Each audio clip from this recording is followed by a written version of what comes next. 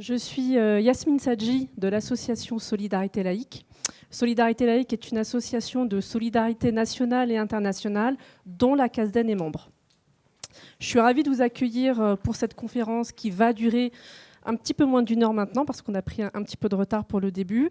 Cette conférence se propose d'aborder la période de l'entre-deux-guerres 1920-1940 à travers la question des Jeux Olympiques et de leurs impacts. Alors, nous serons accompagnés par 5 experts, 5 historiens, que je remercie pour leur présence et que j'ai le plaisir de vous présenter. Donc, Nicolas Bancel, Stéphane Morlan, Sandrine Lemaire, Yvan Gastaut, Pascal Blanchard. Bonjour. Bienvenue. Merci. Vous avez quand même la chance d'avoir, je le dis, 5 des commissaires et des acteurs qui ont principalement peut-être travaillé depuis maintenant 5 ans sur ce que vous voyez autour de vous, sur l'expo à la Porte Dorée, sur le catalogue, sur tout le programme. C'est un grand plaisir pour nous tous et nous toutes d'être réunis ici aujourd'hui avec vous. Ça fait presque maintenant 5 ans que nous œuvrons ensemble à ce merveilleux programme qui, je le rappelle, 3 petits chiffres qui me font plaisir à rappeler. 1, premier programme de l'Olympiade culturelle, donc on peut être assez fiers. Quand on avait imaginé, Norbert, il y a quelques années, qu'on ferait 6 ou 7 millions de visiteurs, je me rappelle que nous doutions nous-mêmes de nous-mêmes. Et bon, on peut le dire, nous aurons bientôt, avec les Jeux Olympiques, 7 millions de visiteurs physiques. Je ne parle même pas des profs qui utilisent l'exposition avec l'ordinateur ou les universitaires dans leur amphi. N'est-ce pas, Stéphane, de l'utiliser, de voler les images pour faire des cours avec. En même temps, on est très fiers parce que l'expo à la Porte Dorée marche très très bien. C'est un vrai plaisir de voir le succès. Elle a une presse incroyable, plus de 250 articles de presse en moins d'1 mois. Donc c'est un vrai plaisir. Et de savoir qu'on va arriver au jeu avec ce programme, on va pouvoir passer, c'est le cas de le dire, le relais aux sportives et aux sportifs pour ces jeux. En tout cas, ça a été une extraordinaire aventure dont on peut tous être très très fiers. Et je voulais aussi remercier ici les délégués qui ont fait un boulot totalement incroyable, parce que c'est quand même eux qui sont sur le terrain. C'est eux qui, au quotidien, voient les gens, voient le public, voient les enseignants, voient les chefs d'établissement, voient les gens dans la fonction publique. Ils ont fait un travail incroyable, et sur tous les territoires. Je rappelle qu'on est à Wallis et Futuna, en Nouvelle-Calédonie, à Mayotte, à Dubaï, à Singapour, à Los Angeles, à Paris, dans le Cantal, en Auvergne, en Bretagne. Je ne sais pas où est notre ambassadeur de la Bretagne, mais il est partout en Bretagne, je ne sais pas comment il fait, il est là-bas. Chaque fois que je vais quelque part en Bretagne en ce moment, il a une expo sur place. C'est donc un très très beau programme. Merci à Patrick, parce qu'il est devenu un conférencier comme nous maintenant. Tout le monde pense qu'il est historien. Donc, il le fait croire de plus en plus maintenant. Je pense que tu as maintenant un passe-droit pour entrer dans toutes les universités françaises.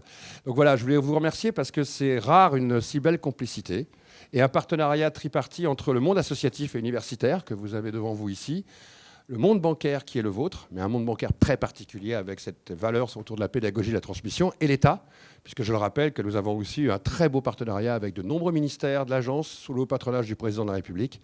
Donc c'est ce qu'on pourrait presque un jour faire des conférences sur le succès de ce programme, sa mécanique et de l'intérêt que les enseignants ont pu trouver autour de l'expo. En tout cas, on voulait vous le dire. Merci de votre confiance, merci de nous avoir accompagnés pendant ces 5 ans.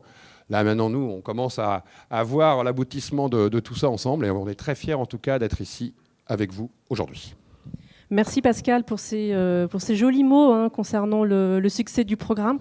Je rappelle que l'exposition, elle est visible au Palais de la Porte Dorée jusqu'au 8 septembre. Je vous invite à y aller, elle est vraiment magnifique. Je vais revenir sur l'intitulé de la conférence d'aujourd'hui. Alors effectivement, cet intitulé, il pose le cadre. Oui, les Jeux Olympiques entre 1920 et 1940 reflètent un monde en pleine mutation, un monde marqué par des bouleversements politiques, économiques, sociétaux majeurs. Durant cette période, durant cet entre-deux-guerres, les JO sont confrontés à de nombreux défis et sont le théâtre de divers événements significatifs qui ont façonné leur histoire, leur signification et leur perception qu'on en a aujourd'hui. Alors avec nos 5 experts, nous reviendrons sur les contextes politiques des différentes Olympiades qui composent la période 1920-1940 et sur les questions sociétales majeures qui s'en dégagent. Et parce que aussi nous allons parler de sport, nous évoquerons avec vous des portraits emblématiques d'athlètes. Alors sans plus attendre, je vais commencer la séquence avec l'Olympiade de 1920 qui se tient à Anvers en Belgique.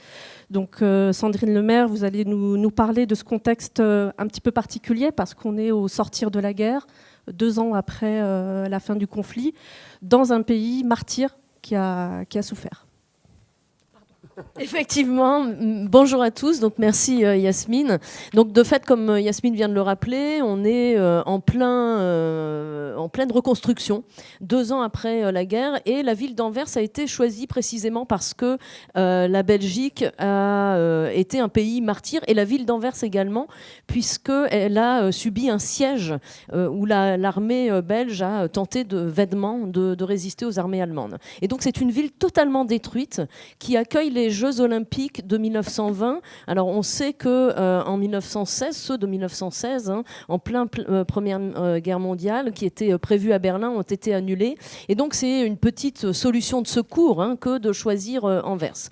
C'est important de situer ce contexte parce que c'est ce qui explique que, alors d'une part, on a voulu en faire les Jeux de la paix.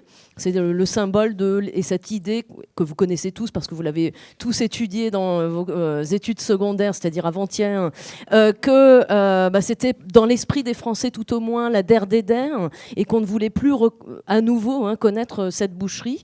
Et d'autre part, c'est ce qui explique aussi l'échec en termes de public, en termes de spectateurs de cette édition. En réalité, si vous regardez les photographies des JO d'Anvers, il y a plus de gens sur le terrain que de gens dans le stade. Et donc ces Jeux de la paix, on peut les mesurer à travers 2 choses. Comme il me reste plus que 2 minutes, je vais aller très vite. D'une part, on peut le voir à travers l'affiche de l'exposition, des Jeux d'Anvers, pardon, qui ressemble à celle des Jeux de la veille de la Première Guerre mondiale, ceux de Stockholm en 1912, à savoir cette espèce de disco ball, donc cet homme nu en référence à l'Antiquité, qui est dans un drapé de nations, donc où on voit un ensemble de drapeaux.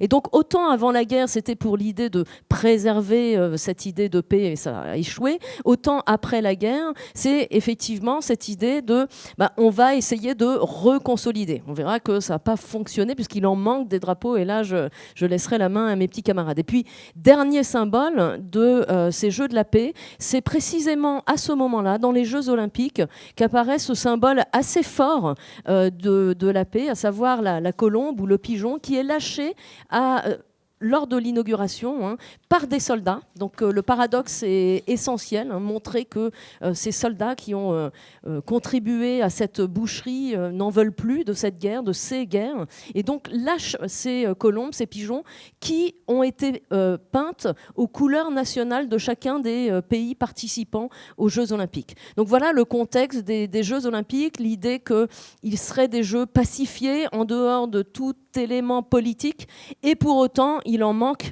effectivement des drapeaux dans ce drapé, et ce qui symbolise vraiment la montée des nationalismes de l'entre-deux-guerres. Merci.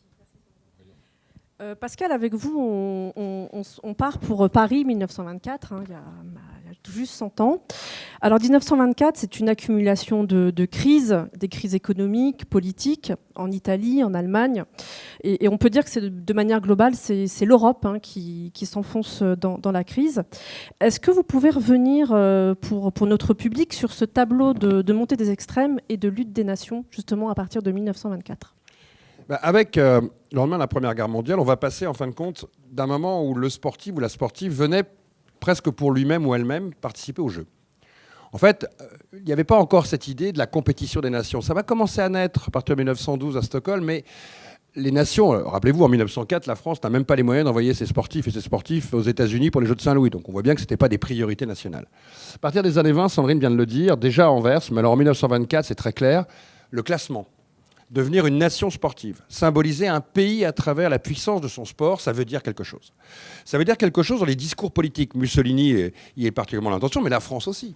Le fait que la France organise les Jeux et insiste auprès de ses sportifs et des sportifs pour véritablement montrer que la nation s'est redressée depuis la Première Guerre mondiale, d'un seul coup, les Jeux deviennent cette vitrine monde. Et puis, les Jeux sont devenus populaires. Dans le sens où la grande presse sportive, la radio, l'événement sportif qui était encore très balbutiant avant la Première Guerre mondiale est rentré dans une domination média. Les gens commencent à suivre les Jeux Olympiques. Donc les opinions publiques s'y intéressent. Donc le monde politique s'y intéresse. On le dit avec humour, mais on en reparlera tout à l'heure, que Johnny Weissmuller passait plus de temps à signer des autographes qu'à s'entraîner pour gagner ses 4 médailles. Il n'a pas empêché d'en gagner 4. C'est intéressant à voir parce que ce n'est pas un hasard si Johnny Weissmuller va être le Tarzan que vous avez connu là aussi dans votre jeunesse. Nous tous, nous l'avons connu. Pourquoi ? Parce que Hollywood commence à s'intéresser aussi aux sportives et aux sportifs. C'est qu'ils deviennent des figures emblématiques. ils commencent à signifier quelque chose. Ils portent certes des couleurs en tant que telles qui sont les leurs, mais ils portent aussi les couleurs de leur pays. Tous ces éléments-là font que d'un seul coup, les nations vont commencer tout autant à rivaliser dans le jeu des nations. C'est la SDN, c'est la montée en puissance de certaines... Au moment des crises de la Première Guerre mondiale, je rappelle que la France n'invitera pas une nouvelle fois l'Allemagne, qui déjà n'avait pas été invitée comme la Turquie et l'Autriche en 1920. C'est aussi un jeu entre les nations de qui a le droit de venir au jeu et qui n'y vient pas. Les bonnes nations et les mauvaises nations. On voit bien que le politique s'empare du sport. Il ne l'a jamais véritablement quitté, il ne le quittera jamais. Et en même temps, ces jeux de 1924, ils sont intéressants parce que d'un seul coup, c'est une ville qui commence à rentrer dans tous les codes modernes. En 1920, le serment de l'athlète, vous l'avez sur l'affiche de 1924 que vous voyez sur le panneau là-bas. Alors elle est toute petite, mais vous arrivez à la voir avec vos yeux. Regardez juste sous la photo des nageurs américains, vous voyez leurs bras qui se lèvent. Alors c'est pas du tout un serment fasciste, c'était le serment du bataillon de Joinville qui est repris et qui est serment. Vous voyez le drapeau français derrière qui flotte. La ville de Paris n'oublie pas ses intérêts puisque c'est elle qui a tout financé, donc elle demande qu'on mette le logo quand même de la ville de Paris. Déjà les notions de sponsor sont importantes. Et puis vous avez cette idée que d'un seul coup, ce que Sandrine vous a dit tout à l'heure disparaît. On enlève les autres figures des nations. Il n'y a plus que la nation invitante qui apparaît sur l'affiche, mais il n'empêche. On est dans un moment nationaliste, parce que d'un seul coup, terminer premier, deuxième ou troisième, ça signifie que vous avez une nation qui est dynamique, en mouvement, qui s'affirme. La première nation qui va le comprendre d'une manière extrêmement mécanique, c'est Mussolini et l'Italie fasciste, pour montrer la renaissance fasciste. Et puis, il y a ceux qui ne veulent pas venir. Je le dis parce que les Jeux de 24, c'est le refus de l'URSS créé en 1922, refuse de venir à ces Jeux bourgeois, va créer après ses propres jeux, les Spartakiades, avec le mot de Spartacus, vous imaginez déjà toute l'allégorie qu'il y a derrière, parce qu'ils vont considérer qu'ils n'ont rien à faire dans les jeux bourgeois, ils vont organiser leurs propres jeux ouvriers, qui feront jusqu'à 20 000 participants. Et donc on voit bien que le sport est politique, et que le sport devient un signifiant politique, et que c'est aussi une très belle leçon d'histoire quand on le raconte aux élèves, parce que c'est une manière de rentrer par la grande histoire en prenant à chaque Olympiade, et en démontrant en quoi elles ont été symboliques pour leur temps. C'est une parfaite transition avec l'Olympiade de 1928, cher Yvan, Oui. parce que c'est à Amsterdam que les Allemands, tenus pour responsables du premier conflit mondial, sont enfin autorisés à regagner le giron olympique. Alors, qu'est-ce que ça dit du contexte géopolitique ? Est-ce que d'ores et déjà, on peut parler de réconciliation avec l'ennemi d'hier ? Oui, c'était pas gagné. Le retour de l'Allemagne dans le giron olympique. Pascal a très bien dit qu'en 1924, seuls les Allemands, les autres sont autorisés à revenir, mais pas les Allemands. À Paris, voir les Allemands arriver pour les Jeux olympiques, ça semblait impossible. Ce sera le cas en 1928. Mais il y a eu des discussions, il y a eu des négociations, et il y a même eu une petite anecdote qui a fait que la France a boycotté, mes collègues le savent, la cérémonie d'ouverture, parce qu'il y a eu une sombre histoire d'accès au stade avant la cérémonie. Les Français ont été interdits d'entrer, ils ont vu passer les Allemands devant eux, qui eux ont pu rentrer au stade, ils ont décidé de boycotter la cérémonie. Donc il y avait encore des tensions qui pouvaient exister à travers cet exemple. Mais néanmoins, ces Jeux de 1928, on est un peu dans une battle là, entre nous pour savoir quelle sera l'Olympiade la plus significative. Je vais essayer de me battre pour Amsterdam. C'est pas forcément mon lieu de prédilection, mais ça fait rien. Amsterdam, c'est quand même un îlot du champ des possibles et de l'espérance d'un monde uni. Je vois Nicolas Bancel porter sa main sur le cœur. Mais c'est vrai qu'effectivement, il y a eu ce moment qui a été une éclaircie assez courte. Les nuages se sont un peu dissipés. À partir de 1925, juste après l'Olympiade de Pascal, c'est la conférence de Locarno. Je vais à grands traits, mais cette conférence de Locarno qui réunit tous les pays européens, on oublie que Mussolini est à cette conférence. Pourquoi ? Pour assurer une sécurité européenne. Et dans cette dimension-là, il y a si vous voulez, un petit bout d'Europe qui émerge, une sorte de sentiment qui pourrait faire que l'Europe se retrouve dans ce cadre-là. Et de cette conférence va naître un premier couple franco-allemand qui va prendre la forme du ministre des Affaires étrangères français, Aristide Briand, et de Gustav Stresemann, le ministre allemand des Affaires étrangères. Et dans ce contexte se déroulent les Jeux d'Amsterdam, avec la possibilité d'envisager un autre monde dans ce contexte-là. Et d'ailleurs, cette attitude positive, elle se traduit par le fait que peu de temps après Amsterdam, il va y avoir le 21e congrès du CIO qui se déroule à Barcelone et qui va décréter, on est un peu à la fin de cette période, en 1931, que la ville hôte de 1936 sera Berlin. Donc tout ça est le fruit d'un moment qui a été relativement pacifié entre les conséquences encore visibles de la Première Guerre mondiale et avant ce qui va se produire au début des années 30. Donc Amsterdam apparaît comme ce moment où le monde semble uni et semble potentiellement ouvert à de nouvelles dimensions. Je dirais un mot encore, si tu me laisses 30 secondes. Oui, il y a des exclus, et oui, il y a aussi des refus. Donc, Pascal a déjà parlé des Spartacades. Pendant les Jeux d'Amsterdam, la première Spartacade dont tu parlais se déroule. C'est-à-dire qu'il y a eu des jeux concurrents. Et je rappelle juste une chose, c'est que les Spartacades, ce n'est pas seulement l'URSS. Ce sont aussi des pays qui acceptent de participer à des jeux qui sont organisés, non pas par l'URSS, mais par la 3e internationale, le Comintern. Et dans ce contexte, en même temps que se déroulent les Jeux d'Amsterdam, se déroule à Moscou la première Spartacade. Donc il y a d'autres modèles dans ce contexte. Hein. Là, il ne fait pas de... Alors avec vous, Stéphane, nous franchissons l'Atlantique pour se diriger à Los Angeles en 1932. Et durant cette Olympiade, on va clairement constater que les JO sont le lieu d'expression des rapports de force, la vitrine de régimes totalitaires. On parlait de l'Italie tout à l'heure, mais clairement l'Italie et le Japon. Est-ce que vous pouvez nous éclairer sur la montée en puissance de ces régimes à partir justement de cette Olympiade de 1932 ? Oui, en 1932, on fête un anniversaire, on fête les 10 ans du fascisme en Italie, les 10 ans de la révolution fasciste, et cela donne lieu à un certain nombre de célébrations et qui sont là bien justement pour célébrer l'avènement, en tout cas l'avènement souhaité d'un homme nouveau. Et en Italie, cet homme nouveau, à bien des égards, c'est un sportif. C'est un homo sportivus. Et d'ailleurs, le modèle, c'est Mussolini. Peut-être avez-vous en tête certaines images de la propagande où on voit le Duce se mettre en scène en train de nager avec une épée, en train de faire de l'équitation, avec un physique qui s'y prêtait. Ça marche peut-être un peu moins avec son alter ego allemand dont on reparlera dans quelques instants. Mais pour autant, dans un premier moment du régime fasciste, la compétition internationale n'est pas la priorité. Il s'agit d'abord de forger cet homme nouveau. Là, donc, la priorité, elle est donnée à l'éducation physique. Et c'est au début des années 30 que le régime prend conscience de la nécessité non seulement de flatter l'orgueil des Italiens, mais d'exister aussi, et vous l'avez dit, sur la scène internationale par le sport. Et de fait, la délégation italienne qui se rend à Los Angeles, deuxième Olympiade qui se déroule aux États-Unis après Saint-Louis en 1904, est fortement soutenue, y compris financièrement, y compris d'ailleurs sous forme un peu de pression. Mussolini rend visite aux athlètes, envoie des télégrammes d'encouragement, et ça marche. Et ça marche au sens où l'Italie se classe au 2e rang du tableau des médailles, derrière le pays hôte, les États-Unis. Un tiers des athlètes italiens qui se sont rendus à Los Angeles ont décroché une médaille. Et vous imaginez bien que cela est tout à la gloire du régime, et le régime va mobiliser la propagande autour de ces Jeux. Mais, vous l'avez dit, Yasmine, il n'y a pas qu'en Europe. Il n'y a pas qu'en Europe que le sport constitue un vecteur de démonstration d'une puissance autoritaire, puissance impérialiste. En Asie, le Japon.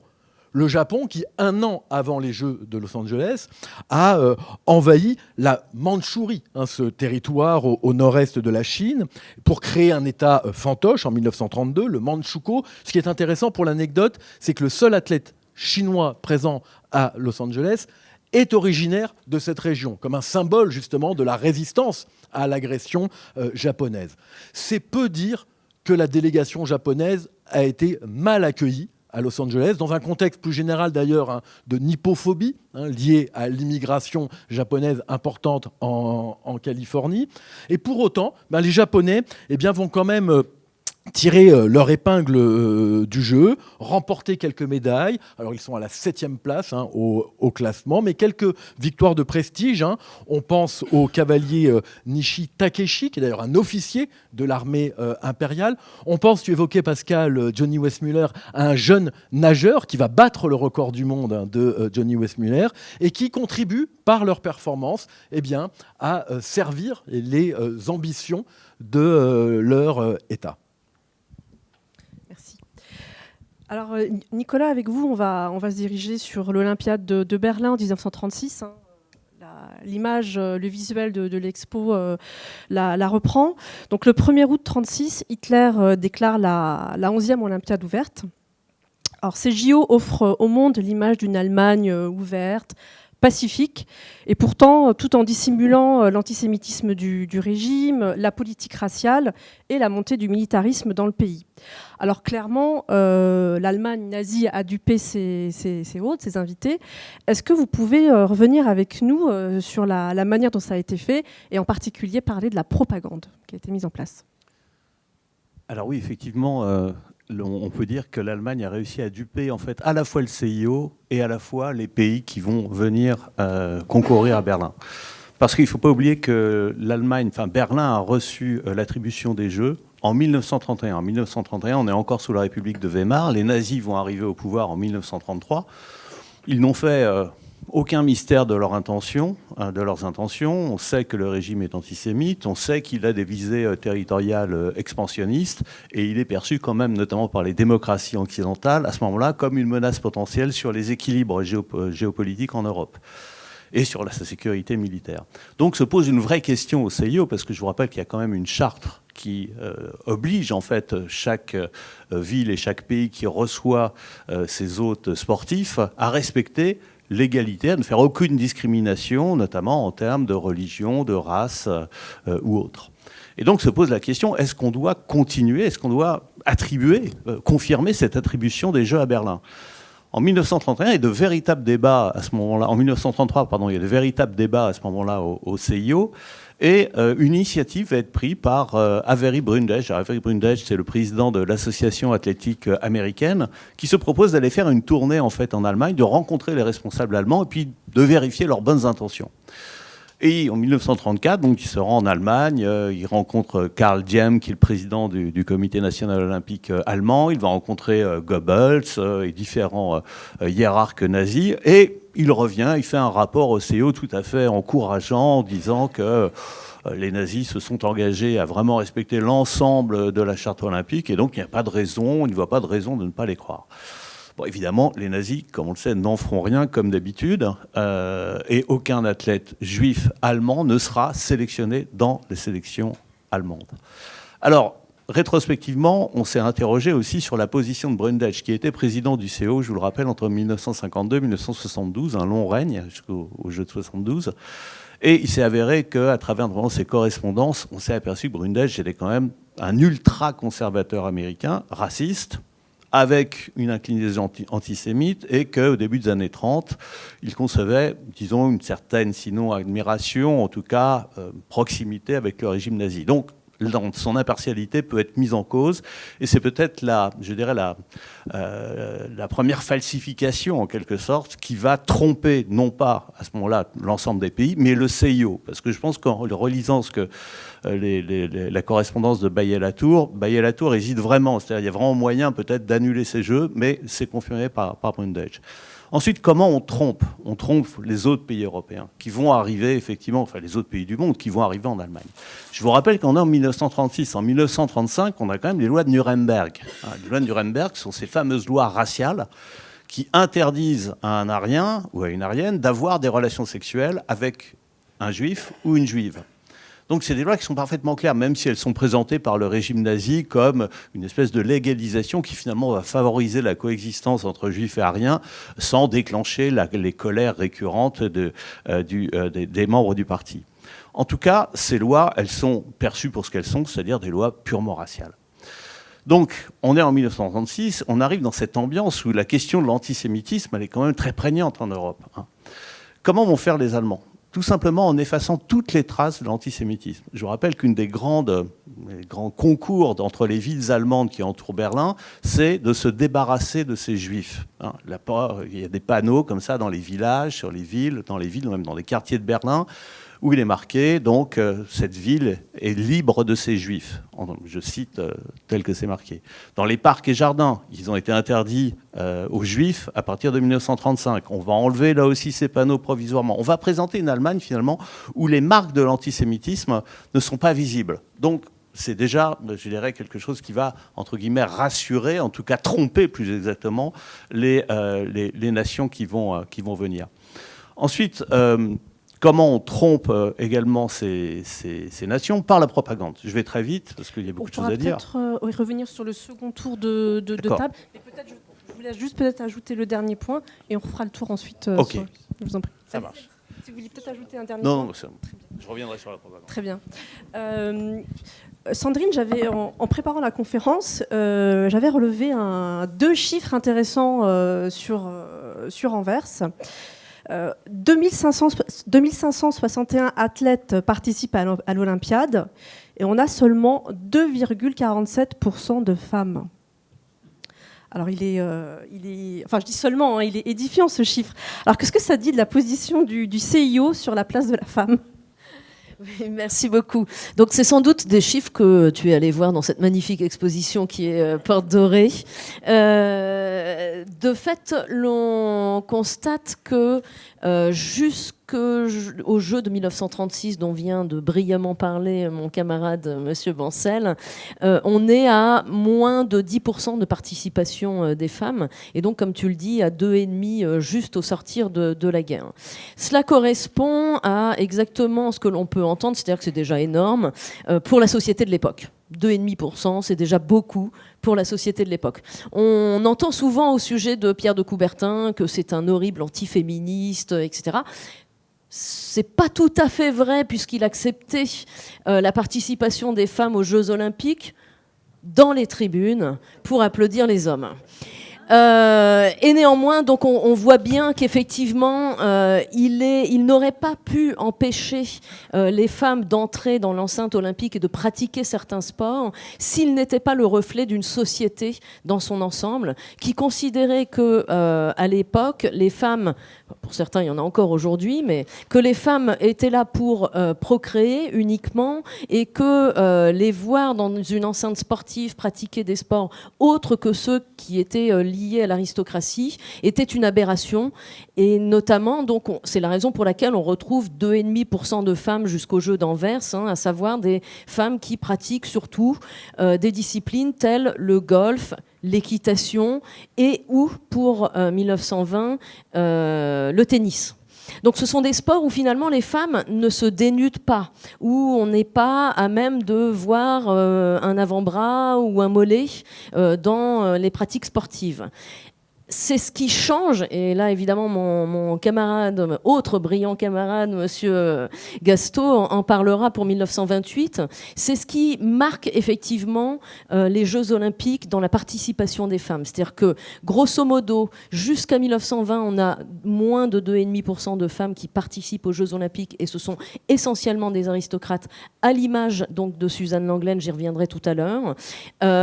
Ensuite, on a jusqu'à 10% jusqu'à la Première Guerre mondiale, un petit peu moins même de 10%, de la Deuxième Guerre mondiale, pardon. Et au sortir de la Deuxième Guerre mondiale, on a une, entre guillemets, explosion, c'est-à-dire un quasi-doublement de la participation des femmes à partir des années 50, qui est liée à l'arrivée de l'URSS dans les Jeux Olympiques, donc qui rentre dans cette famille olympique en 1952 et qui a cette stratégie de miser sur le sport féminin. 2,47 quand même. Le virgule 47 m'a intrigué. Pascal, à Paris en 1924, 44 nations participent. C'est la première fois qu'on note la présence d'athlètes venant du monde entier. Est-ce qu'enfin on parle de diversité ou en tout cas de visibilité de la diversité ? Bon, oui, tout à fait. On parle de diversité parce que des pays nouveaux arrivent. Je pense à l'Équateur, l'Irlande, les Philippines, l'Uruguay. L'Asie est présente aussi, ce qui est aussi une révolution. Le Japon, on l'a vu, va arriver, va s'imposer, mais l'Inde et les Philippines sont présents, alors que les Philippines sont encore une colonie, je le rappelle, américaine à l'époque. On voit arriver, bien sûr, qui était déjà présent, qui a même inventé un pays un peu, il y avait eu l'Australasie, je le rappelle, qui était un pays assez bizarre, qui fusionnait la Nouvelle-Zélande et l'Australie. Ils n'avaient pas les moyens de payer le voyage, donc ils s'étaient mis d'accord. Mais là, ils sont indépendants, et chaque pays, Nouvelle-Zélande, Australie. Tu le vois bien que les 5 continents sont représentés. Et puis, il y a une deuxième dimension qui est importante. Rappelez-vous l'affiche que vous connaissez tous du programme. On voit un homme faire un saut en hauteur avec le poing levé. Alors, ce n'est pas Carlos et Smith de 68, c'est Hubbard qui fait le saut en longueur à ce moment-là, à Paris en 1924, et qui est un noir américain. Arrivent aussi donc les minorités des différents empires ou de l'État américain, et on le verra avec le Japon, avec des Coréens à qui on imposera des noms japonais. On commence à faire aussi courir les minorités de ces pays. Conclusion, beaucoup d'Africains, beaucoup d'Asiatiques, dans des équipes coloniales, vont participer à ces Jeux. Et Paris est aussi à ce moment-là, on le sait, 1925, c'est l'arrivée de Josephine Baker, présence de jazzman, présence de nombreux Cubains et de musiciens qui arrivent de la Caraïbe, des Antilles ou de la zone sud-américaine, présence de légations chinoises ou de travailleurs indo-chinois, présence de travailleurs maghrébins, africains et antillais. Paris était un carrefour du monde. Et donc ces Jeux de 1924, et d'ailleurs la presse, Miroir des sports et d'autres, va commencer à caricaturer les sportifs. On va même commencer à parler de duel entre les races à travers le sport. C'est-à-dire qu'on rentre dans quelque chose où la compétition, dans le regard des gens, s'universalise. Pardon. Ça veut dire que d'une certaine manière, l'idée première de Coubertin, puisqu'il va quitter juste après les Jeux de 1924 la présidence du CIO, d'un sport universel commence à se mettre en œuvre. Et 24, ça se voit. Ça se voit et c'est valorisé parce que l'époque, en même temps, commence à s'intéresser et à regarder cette diversité du monde. Alors bien sûr, elle peut paraître paradoxale, compliquée dans les pays de ségrégation, compliquée avec l'intérêt politique, parce que c'est quand même paradoxal de faire courir des hommes et des femmes ou de les faire sauter alors qu'ils n'ont pas la nationalité du pays pour lequel ils participent. Et ça, c'est l'espace olympique qui, quelque part, révèle ça. C'est-à-dire que ce qui, après, va permettre à certains de prendre la parole, on le verra pour les Jeux suivants, je laisserai mon ami Yvan Gastaut garder précieusement au secret quelques grands sportifs de ces Jeux à lui d'Amsterdam. Vous avez un paradoxe où c'est le premier moment où certains sportifs et sportives vont symboliser leur pays, porter les couleurs de leur pays, alors qu'ils n'ont pas tous les droits dans ces mêmes pays. Et c'est valable pour l'Europe, comme c'est valable pour le Japon, comme pour l'Amérique. Et là, vous avez quelque chose qui explique pourquoi le sport, comme la culture, ont souvent été les premiers espaces où la diversité, parce qu'elle a dû contourner le blocage du politique, a pu exister. Et le sport va fabriquer ses premiers héros internationaux. Et vous le savez après, avec Owens, Nicolas en parlera, ça viendra à la fois des héros du sport, mais aussi des héros emblématiques de communauté, parce qu'ils vont porter à un moment un message d'égalité à travers justement ce qu'ils ont gagné. Et ce sera valable jusqu'au prochain jeu que nous allons découvrir à Paris. Yvan, à Amsterdam, en 1928, j'ai compris que c'était votre Olympiade, à vous et rien qu'à vous. Ah oui, je lâche pas. Pour la première fois, on note l'accès d'athlètes féminines à certaines épreuves comme l'athlétisme et la gymnastique artistique. Comment cette timide incursion des femmes dans le sport, elle est perçue ? Oui, alors, Pascal, tu as dit une chose qui est très importante, qui fait réfléchir, c'est cette idée, j'en parlerai tout à l'heure dans une autre dimension, c'est qu'on peut ne pas être un pays indépendant et participer aux Jeux Olympiques et représenter une sorte de tendance à l'indépendance. Donc ça, c'est un élément très important pour notre sujet. Alors, je réponds à ta question sur l'arrivée des femmes. C'est pas tout à fait l'arrivée des femmes, Sandrine, je prolonge avec Sandrine, puisque les femmes étaient acceptées dès le départ dans des compétitions qui étaient considérées comme des jeux mondains, le tennis, le golf, depuis le début. Mais en 1928, il y a une tension extrêmement forte qui se situe autour de l'athlétisme. Alors tu as dit la gymnastique, mais surtout l'athlétisme. Et le CIO est obligé de lâcher du lest devant un Pierre de Coubertin déjà retraité et très courroucé par l'idée qu'il faut dévoyer son projet initial. Il le dit, je cite, c'est un affront majeur à la grandeur et à la pureté originelle de cette compétition que d'ouvrir certains sports aux femmes. Et pourquoi le CIO le fait ? Parce qu'il y a eu, tout à l'heure on parlait de boycott avec Spartakiade, mais il y a eu un projet de boycott qui était les Jeux Olympiques féminins. À cette époque-là, dans les années 20, on a failli aller à l'idée qu'il y aurait d'un côté les Jeux Olympiques masculins et de l'autre côté les Jeux Olympiques féminins. Donc le CIO a lâché du lest et a accepté d'ouvrir pour l'athlétisme, je dis un mot sur l'athlétisme, ce sport à 5 disciplines, ce qui était quelque chose de vraiment très novateur pour les membres du CIO. Donc le 100 mètres, le 4 x 100 mètres, le lancer du disque, la hauteur et, je dirais simplement celui-là, le 800 mètres. Parce que c'est autour du 800 mètres que le problème va se nouer. Le 800 mètres est considéré comme une compétition très dangereuse pour les femmes.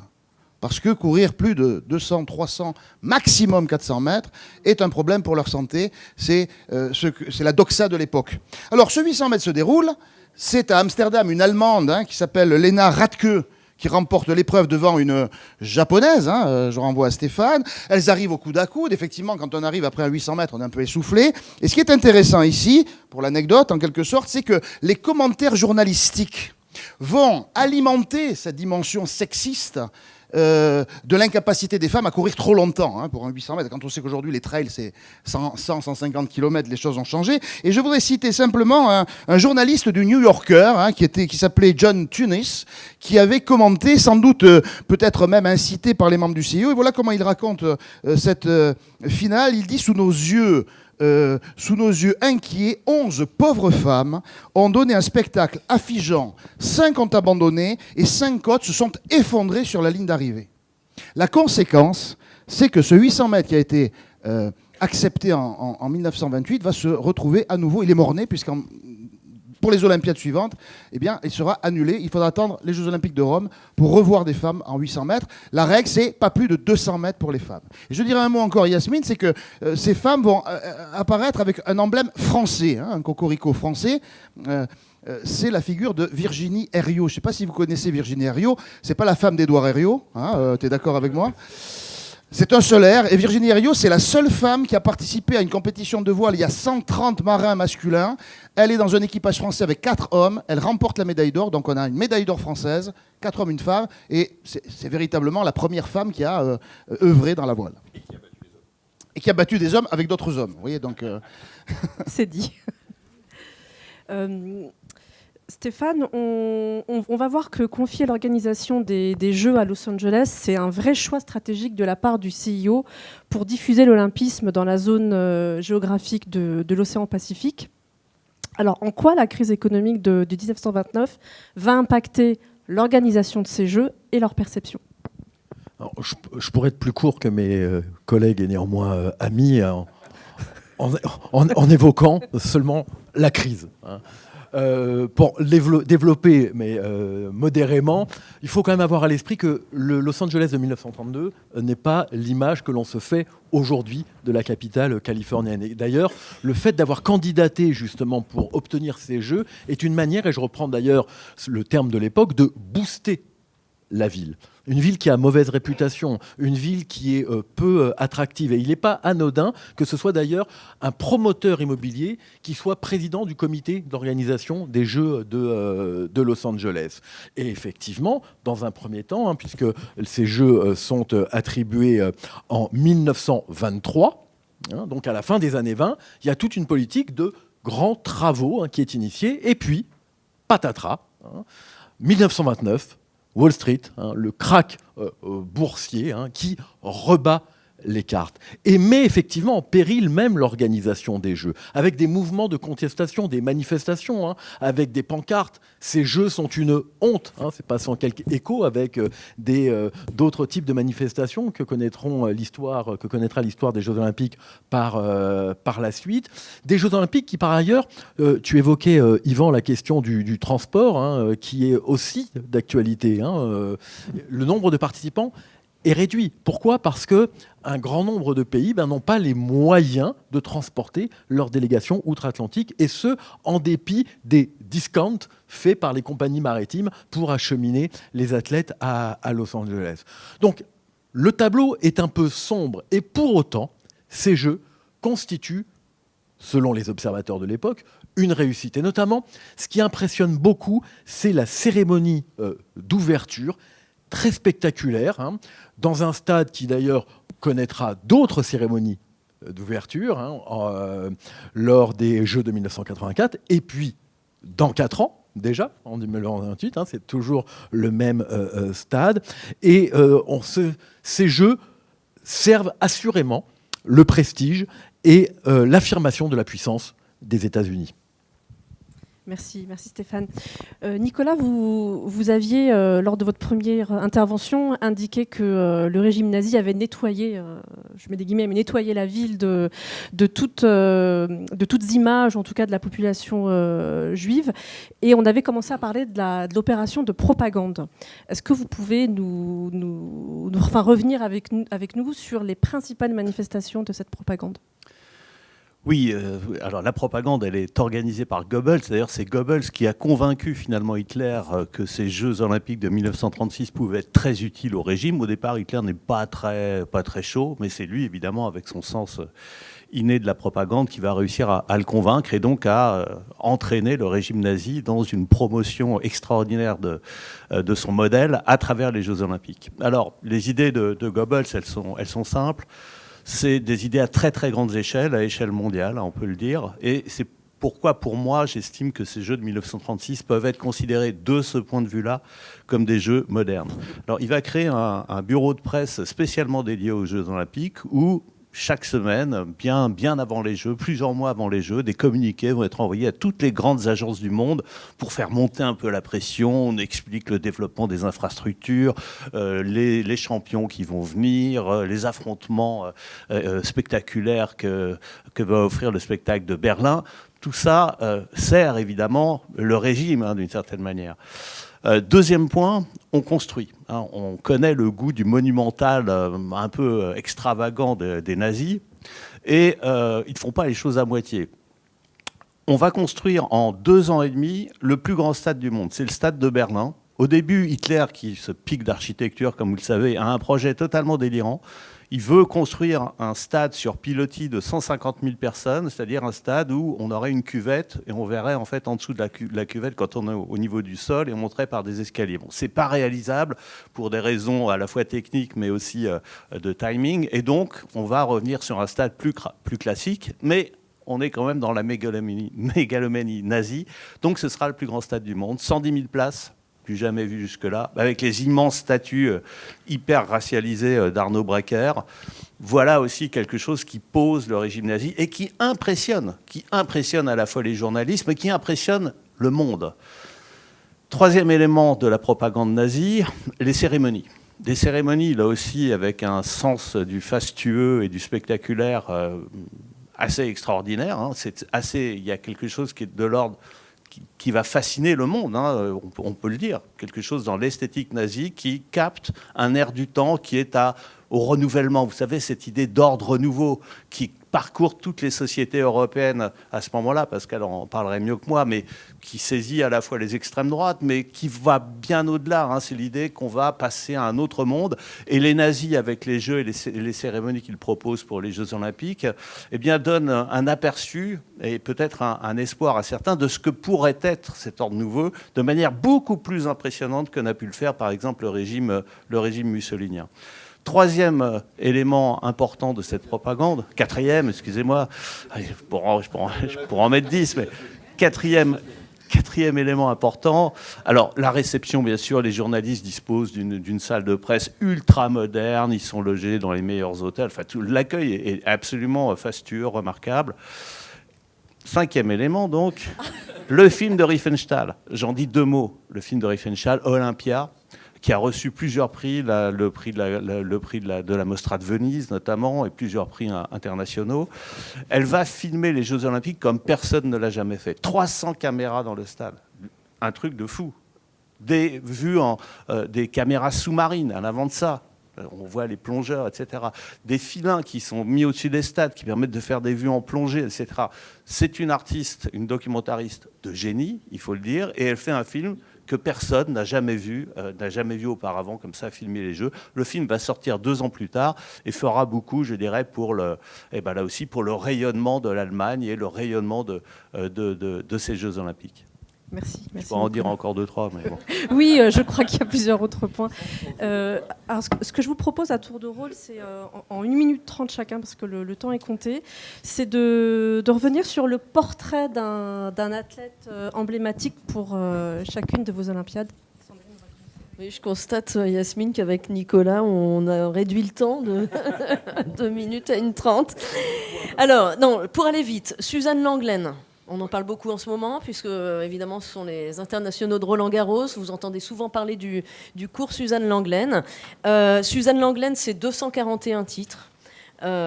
Toutes compétitions confondues. C'est une série de 180 matchs gagnés sans défaite.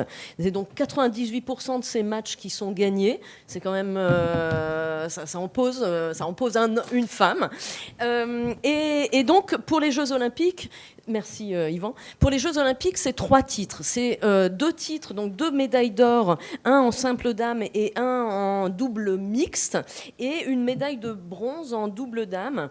La raison pour laquelle on peut choisir Suzanne Lenglen, évidemment, c'est qu'elle est dans l'édition de 1920. On a mis sa tunique et sa raquette dans l'exposition au Palais de la Porte Dorée. Je vous invite à aller la voir parce qu'elle est habillée par Jean Patou. C'est elle qui c'est la première star féminine, en fait, des Jeux Olympiques et du sport en règle générale. Et la preuve, on en parle encore, hein, puisqu'elle a donné son nom à l'un de ses cours. Et donc, c'est quelqu'un qui change, effectivement, la vision des femmes sportives à ce moment-là. Et qui montre ses avant-bras, ses mollets. Donc, allez voir l'exposition. Elle parle de ses maris, elle parle de ses remariages, elle est libre, elle donne les premières grandes interviews. Un peu comme Monsieur Gasto. Voilà.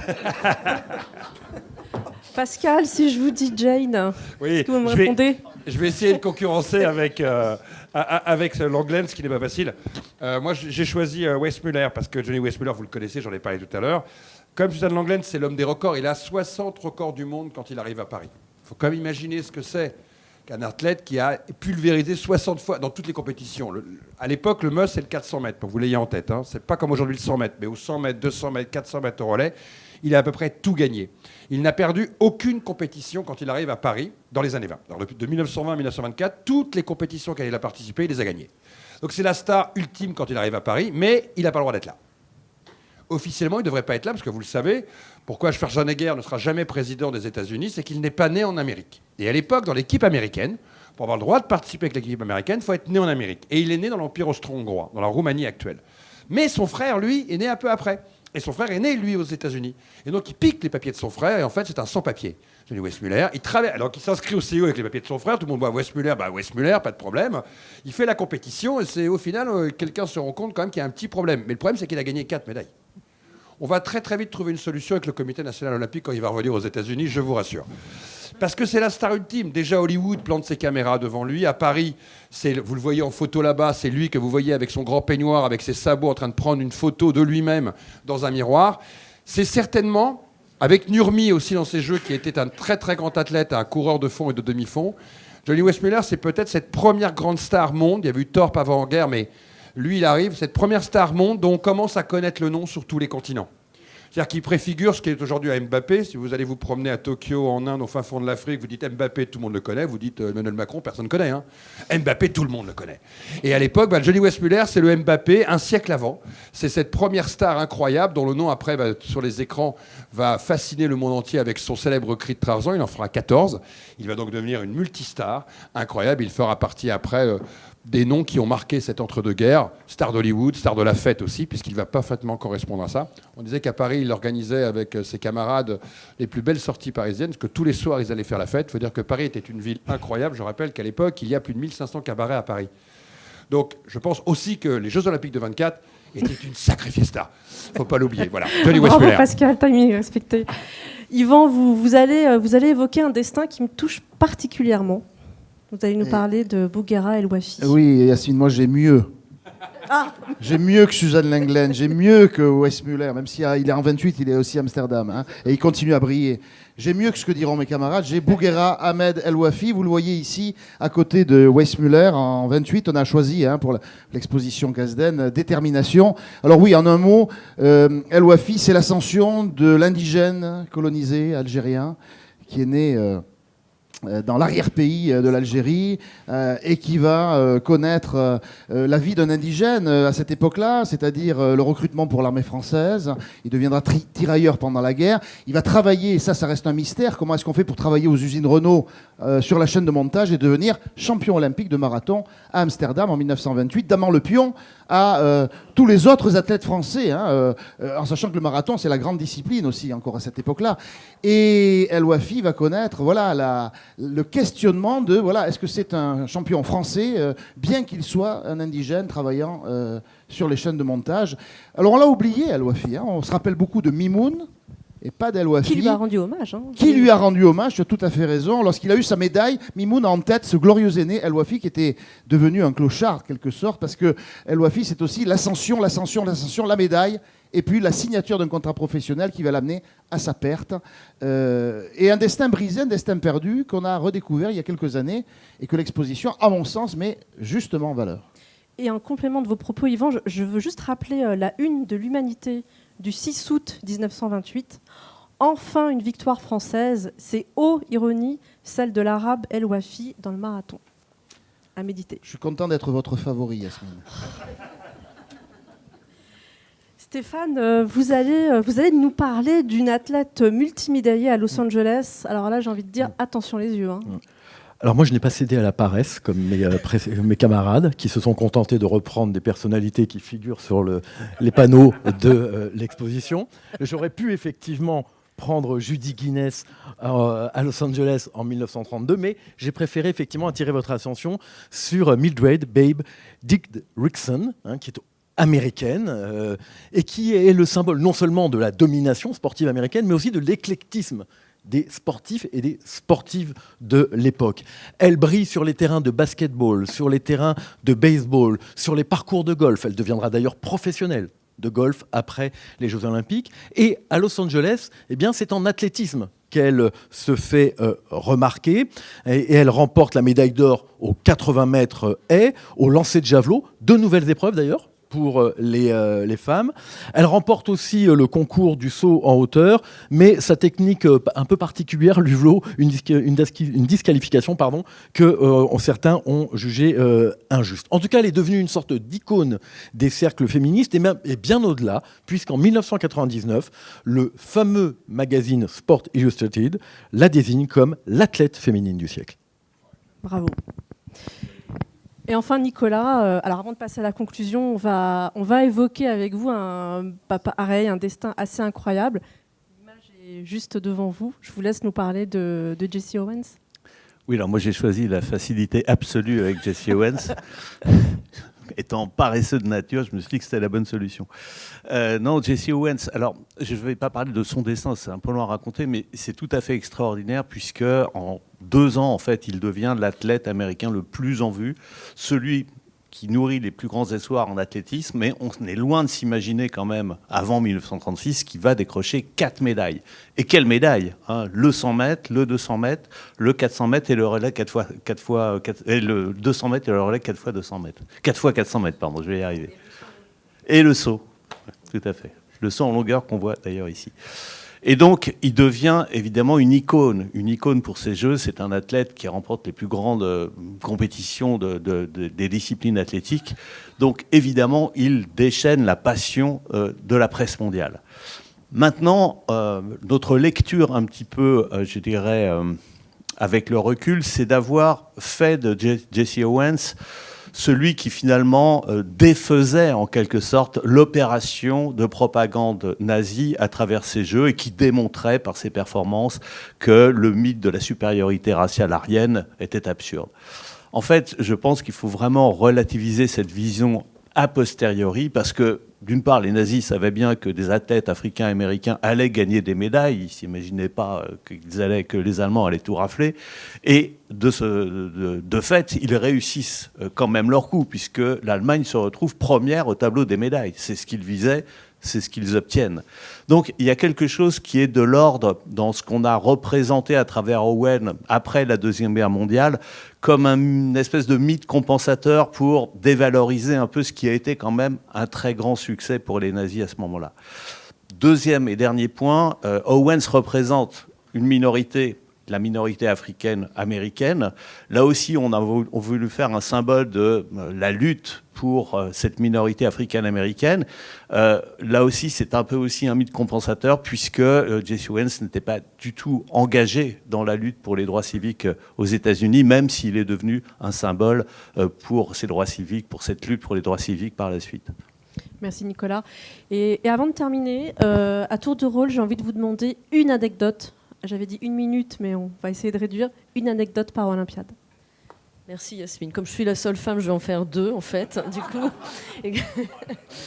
donc j'aurais pu choisir la facilité, mais j'y reviendrai après. Donc pour faire un petit écho avec ce que vient de dire Nicolas sur Jesse Owens, ma petite anecdote, c'est que vous regardez ses chaussures, ses pointes. En fait, il est chaussé par Adolf et Rudolf Dassler, qui sont membres du parti nazi, au moins pour Rudolf Dassler, et qui sont les créateurs de Adidas et Puma. A posteriori, lorsqu'ils se divisent entre les frères pour créer chacun leur société. Ça, c'était la petite anecdote de 36. Et puis la facilité... Je peux. La facilité, c'est celle de l'espoir pour mes camarades, tous sportifs, je tiens à le souligner. C'est celle donc de 1920 où donc un Suédois, Swan, devient le champion olympique le plus âgé, encore à ce jour, à l'âge de 72 ans. Donc il remporte une médaille d'or par équipe au tir... non pas au cerf-volant, comme a l'habitude de me le dire Monsieur Gasto, mais au cerf courant. Au cerf coulant, du côté de chez Swan. Et donc je terminerai juste sur l'idée que, étant la pédagogue de l'équipe, je tiens vraiment à remercier la CASDEN pour ce magnifique programme. Pascal l'a rappelé, mais moi je l'ai aussi beaucoup vu sur le terrain et j'insiste beaucoup sur ces aspects pédagogiques dans tout ce qu'on fait à la Chac et avec mes petits camarades. Et là, j'ai eu le bonheur, vraiment le bonheur, de voir une exposition qui a circulé partout, qui a pu utiliser des médiateurs tels que Patrick Mauer, des délégués CASDEN, nous-mêmes, mais également des élèves. C'est-à-dire qu'on a vu des élèves de collège faire médiateur de cette exposition auprès d'élèves du primaire ou même d'élèves du lycée auprès d'élèves de collège. Et ça, je crois que c'est exceptionnel. On n'a jamais vu ça. Donc ça serait génial de pouvoir continuer ce magnifique programme qui a intéressé tous, les plus jeunes comme les moins jeunes, donc de 7 à 77 ans. Il y a les Jeux Olympiques de 2030. Mais voilà. Donc, autour de l'histoire via les Jeux Olympiques. Voilà, merci beaucoup. Pascal ? Moi, je vais revenir sur l'exposition d'une anecdote avec Patrick qu'on a vécu à peu près 500 fois. Le mot que vous voyez devant vous, fair play, alors je vous le confirme, nous n'avons rencontré aucun collégien et lycéen qui sait ce que ça veut dire. Et c'est la seule valeur qui n'est pas perçue en amont avec le public qui a été le nôtre. Et en même temps, donc on a pris souvent le temps avec Patrick et tous mes petits camarades de raconter et d'expliquer aux élèves c'est quoi le fair play. Alors je peux vous dire une chose, quand on leur a bien expliqué, notamment ce que Guinness a fait de rendre sa médaille à son adversaire parce qu'il n'y avait pas eu de touche et qu'elle avait dit non, j'ai pas gagné, ils nous disent mais monsieur, c'est complètement débile. Quand on a gagné, on comprend rien à votre truc et c'est vraiment pas une valeur positive, parce que quand on a gagné, on a gagné. Et c'est fantastique de voir cette génération qui aussi, à travers du vocabulaire et des mots, et je le dis parce que les valeurs ont été souvent des vastes sujets, Sandrine l'a expliqué, sur l'égalité des femmes, sur Nicolas Adams. Beaucoup de jeunes filles sont venues nous voir en parlant aussi de la liberté de pouvoir faire tous les sports, notamment quand on sont dans les quartiers populaires. Beaucoup sont venus nous voir sur des valeurs sur lesquelles il y a eu des vraies conversations, des vraies discussions, sur les notions d'universel, sur les notions d'égalité, sur ce qu'a amené le sport. Fair play, je le dis là comme une boutade, parce que c'était plutôt le mot. Éthique, avec Patrick aussi, on a dû beaucoup expliquer éthique. Patrick, tu es d'accord avec moi? Je pense qu'on l'a fait dans beaucoup d'écoles. Et je trouve que c'était aussi une des forces de cette exposition, c'est qu'elle rend très concret des fois des valeurs qui sont extrêmement abstraites. La citoyenneté, le vivre ensemble, l'égalité, sont des choses qui, grâce à l'expo, permettaient d'aborder avec les élèves et les professeurs et de rentrer dans le concret, quitte à débattre, et des fois avoir des élèves qui s'opposaient à certains points, mais en tout cas, ça crée débat. Et comme toi, je trouve que les enseignants ont eu un grand plaisir à l'utiliser. Et tous les petits carrés orange que vous voyez qui ont tant fait rire certains profs ou certaines personnes, c'est tout le travail de Sandrine et de son équipe de pédagogues qui permet de renvoyer à la manette pédagogique. Et je peux vous dire qu'elle est beaucoup chargée encore aujourd'hui, qu'elle est beaucoup utilisée et qu'elle a vraiment été pour les enseignants un très bel outil de travail avec les élèves. Merci Pascal. Ça fait pleurer, non ? J'ai une émotion, j'ai l'impression qu'une chose se finit, là, ça m'émeut. Et non, ce que je voulais dire aussi, c'est, je vais essayer de le prouver avec mon anecdote, c'est que plus on creuse la question du sport, et en particulier des Olympiades, et plus on a des histoires, plus on a des récits, plus on a des exemples ou des contre-exemples, enfin plus on a des éléments qui nous racontent cette histoire du monde. Je vais essayer de le prouver avec mon anecdote. Parce que je pense que mes camarades ne savent pas ça. D'ailleurs, j'ai découvert ce matin en préparant, hier matin. Je voudrais parler de l'anecdote de l'équipe d'Inde d'hockey sur gazon. Vous en foutez du hockey sur gazon? Non, pas du tout, ça en France, ça n'intéresse personne, ou pas beaucoup, parce que l'équipe de France n'est pas forcément... Enfin, quoi qu'elle a l'air de mieux se comporter. Eh bien, tout à l'heure, Pascal disait une équipe nationale qui n'en est pas l'Inde. L'association Olympic Association of India est créée en 1927 et est accepté aux Jeux Olympiques avec l'autorisation des Britanniques. Et donc, en 1928, l'équipe masculine d'hockey sur gazon se présente à Amsterdam, remporte la médaille d'or. Elle la remporte en 32, elle la remporte en 36, elle la remporte en 48, en battant les Anglais.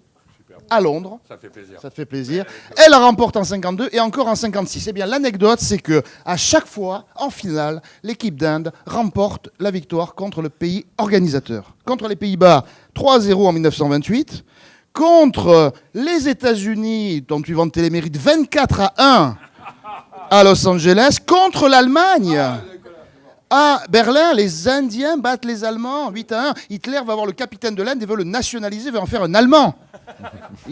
Effectivement. Et après, contre les Anglais, à Londres en 1948.